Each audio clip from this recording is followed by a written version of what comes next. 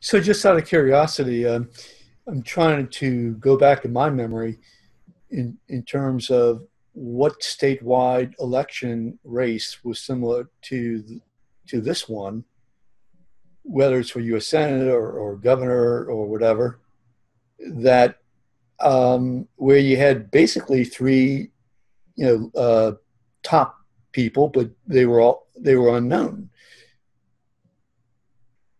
Well, what's special about this? It's a special election, and you don't have many of these, especially for a statewide position. Most of those all run together. Right. When someone vacates one, and then that position, since it's so far away, we had to have a special election. But we don't have many of those, and there's not a lot of data to go back and look at, because it's rare that we have a statewide position that just suddenly opens up. These statewide elected officials don't give up these seats except if they run for something else, as John Kennedy did. Can you think of any election at all that comes close to this special election? Candidates who really are regionally known, if that. Well, I can't. I can't remember. I just don't remember any that were statewide. Okay. So that being the case, because again, I don't recall. So you're saying, as I appreciate it, you're saying that it's going to be a sprint.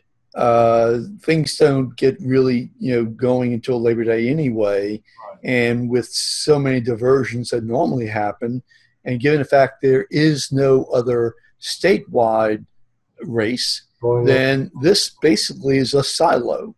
And that being the case, you can expect low turnout. You do have a mayor's race in New Orleans. Yeah, you have a mayor's race, which will help the turnout there. But look, the mayor's races in New Orleans haven't exactly been massive turnouts either.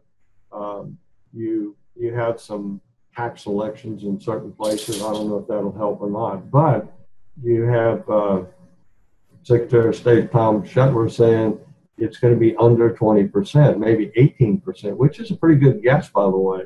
And that is, we're going to elect a statewide elected official to an important position, with the circumstances being he or she will be elected by maybe 18% of all the voters. So, but that's there's nothing you can do about that, because you have to. The law requires that you can't wait. The assistant treasurer became treasurer, and we don't allow that person who ended up taking over the job of the person who was elected. So now we're not going to give him the job for 3 years. So we have a special election to fill that position.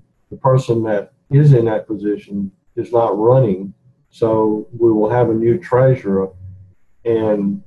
But this is an off-year election. There's nothing going on in Louisiana politically except the mayor's race in New Orleans. And you have in Jefferson Parish, you have a sheriff's race now. Sheriff's race now. So that come out. That just became open. You had a sheriff who just Jefferson Parish Sheriff resigned to become a media personality, which helps the turnout somewhat, but it's still not going to get past 20%. But the treasurer's race is important, and it is a job that turns out to be, besides governor, and literally the treasurer is the most potent, politically powerful job in Louisiana. I mean, the treasurer can be in the news as much as they want, and they can use that position to help the governor, fight with the governor, help pass taxes, help kill taxes, the size of the budget. They're involved in it in a big way politically. So we're electing someone who is going to be a dominant player in statewide politics. But not government per se. I mean, yes, people will, how are you affected by the office of the Treasury? And, other than maybe unclaimed property, they're not affected. Yeah, the responsibility, you got the bond commission. Yeah, but that's, I mean, the average person is not going to be affected by that. No, and that's why you're talking about maybe 20%. Well, look, the governor's race 2 years ago, we had the lowest turnout we've ever had. We had, from the Blanco General, it's 250,000 voters about.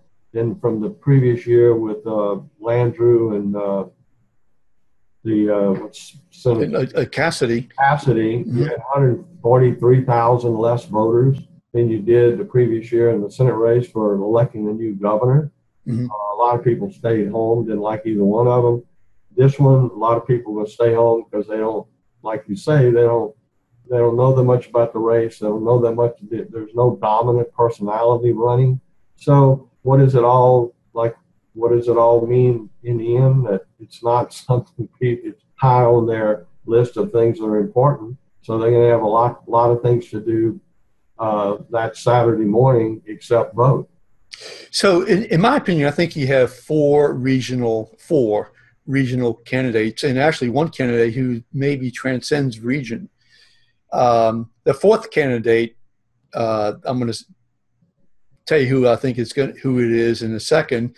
But you have one guy from North Louisiana. You have a lady from sort of central Louisiana, southern central, and you have another one who's close by, but north of Lake Pontchartrain. Yeah, Florida Parish. You got a northeast Louisiana. You got a Florida Parish. You got the capital city, Baton Rouge.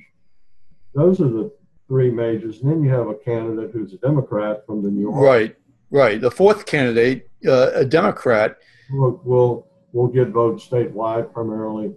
From the base of the Democratic Party, which is now black voters. So therefore, the question is whether or not it'll be a runoff between one of those three versus a Democrat. Well, there is a possibility. Well, it depends on how many, the disparity or the turnout between whites and blacks. Blacks, is there something? Now you're going to get a decent turnout in New Orleans. So if he gets the votes in New Orleans, if he gets the votes in East Baton Rouge Parish, because it's a tax election year, and yeah, it's possible. But what's missing is there's no candidate from Acadiana. Right. Acadiana may not have anybody vote. So that's you would normally say the Democrat will be in the runoff, but we're not so sure at this point in time based on the turnout of blacks in Monroe and Shreveport and Lake Charles and Baton Rouge. We know we'll have a higher turnout probably in Baton Rouge, and the mayor here is pushing a transportation tax. So I'm sure she'll be doing robocalls, mail-outs, and everything else. Same thing is going on. So yeah, can a Democrat make a runoff? Certainly, but I would say before you still have, you have quite a number of black voters in Jefferson Parish, and you'll have a bigger turnout there than you would have had. So right. It's a little early to tell, but there is becoming more and more the possibility that the Democrat, if some Republican can't go convince them, which is unlikely, that the Democrat may make the runoff. It's becoming more likely, not less likely.